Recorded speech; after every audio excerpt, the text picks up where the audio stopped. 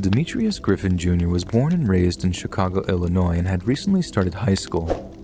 He had piercing blue eyes, rare for an African American, and was said to be very polite, to the point that he had a way of just endearing people to him, especially the adults he cared for. His former middle school teachers remember the young man as being somewhat of a joker, the kid who always seemed to be making his classmates laugh one way or another. But generally he seemed to be remarkably dissimilar to other boys his age. He was gentle and generous, with a sportsmanlike spirit about him, and never once got into any playground fights, opting instead to befriend those around him and shine a little light into what were otherwise rather dreary lives. He was well motivated and excelled academically, having particular talents for math and science. He seemed especially excited to start high school and to enter the next chapter of his life, having a dream to take part in the various competitions that the high school swim team was involved in. In order to keep their young son safe, Demetrius's parents imposed a strict curfew on him, one that he kept to without fail. But on September 16, 2016, Demetrius and a friend of his were walking home from high school together until they had to part ways a short distance from his home.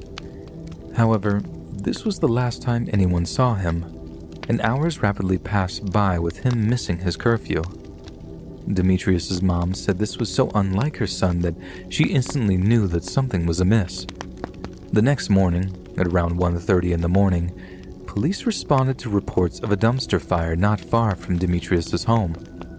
Once the fire was put out, firefighters made a horrifying discovery. There was a body inside, charred to a crisp and almost unrecognizable. But it was quickly determined through DNA sampling that it was Demetrius. He was in such a terrible state that it took the medical examiner's office nearly a month to determine the cause and manner of death, but it is unsurprising that it was decided to be a murder.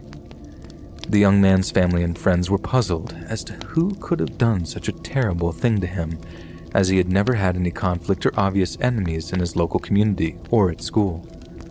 According to his family, the case was quite the opposite.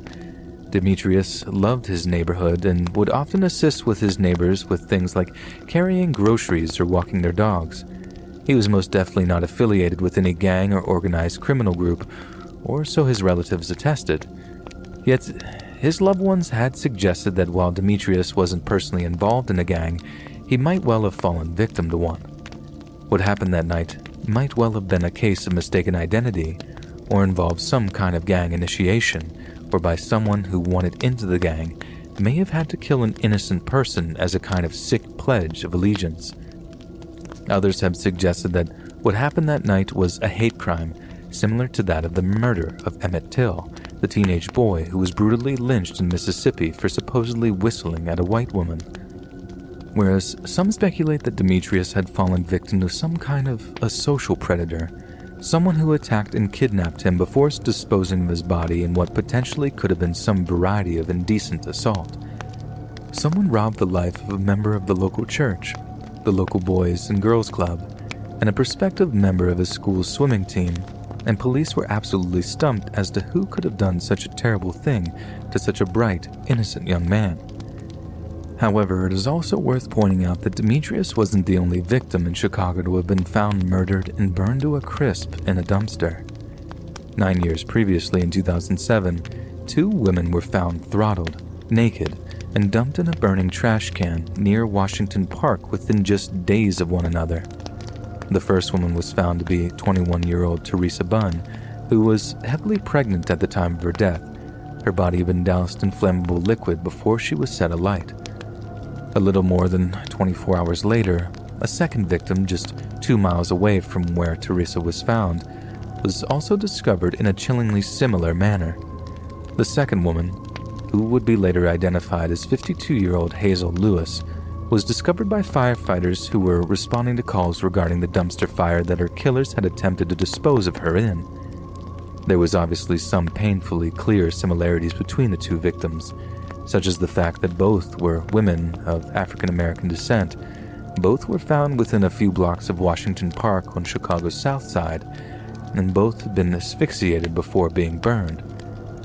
At the time of the murders, Chicago police spokeswoman Monique Bond reported to the local media that investigators were looking into the possibility of the murders having been committed by a potential serial murderer. Almost 15 years later, both Teresa and Hazel's murders remain completely unsolved, and since then, there have been several more murders in which victims of all ages have met a similar fate. Could Demetrius Griffin Jr. have fallen victim to this very same killer, and if so, the dumpster fire killer could still be roaming the streets of Chicago looking for the next victim. But until another murder and burning occurs, or until such a person is apprehended by law enforcement, Demetrius's death will remain yet another unsolved mystery.